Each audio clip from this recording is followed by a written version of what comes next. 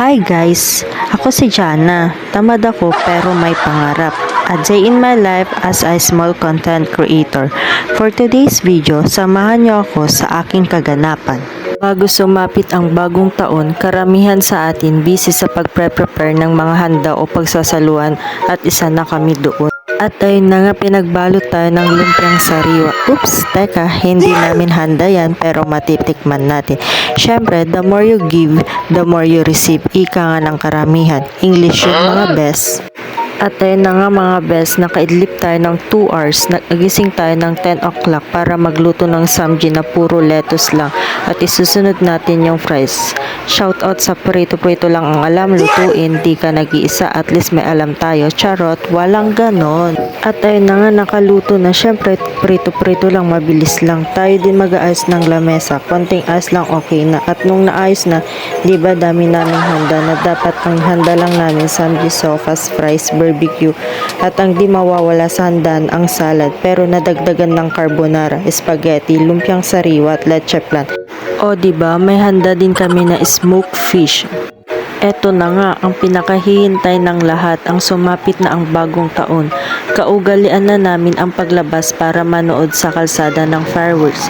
Wala pa kasi tayong pambili ng fireworks kaya tamang nood lang kami. Naging mapula ang kalangitan at busog ang aming mga mata na tila ayaw na pumikit dahil sa sobrang ganda. At syempre, di mawawala ang motor show kung tawagin wab-wab. Parang maritas lang yan, wab-wab ngiwa na, charot, walang ganon. At kada New Year, kaugalian na din yung pagsasaboy ng coins sa kalsada po namin ginanap. Yung iba napapaupo dahil sa daming coins, kahit piso-piso lang yun, malaki din yun, charot, walang ganon. Ganyan po kami kagulo o kaingay pag may okasyon. O diba, para kaming bata. Bata o matanda man, nakikiringgaw din. Yung ang saya ng New Year na nasalubong ang 2025, sana maayos na kalusugan at dapat happy lang. Iwan natin yung mga nakaraan na sobrang stress na sa buhay o nakapag-down sa ating sarili.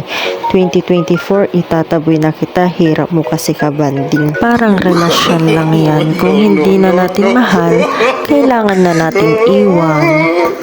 Charot, walang ganon. At ayun na nga, past 12 na nung wala nang masyadong nakikita na fireworks. Pumasok na kami at si mama naman ang magsasaboy ng coin sa loob ng bahay. Pagkatapos sabay-sabay na kaming kumain. At habang kumakain, may biglang nagpa-fireworks ulit kaya dali-dali kami lumabas. Happy New Year everyone! Welcome 2025.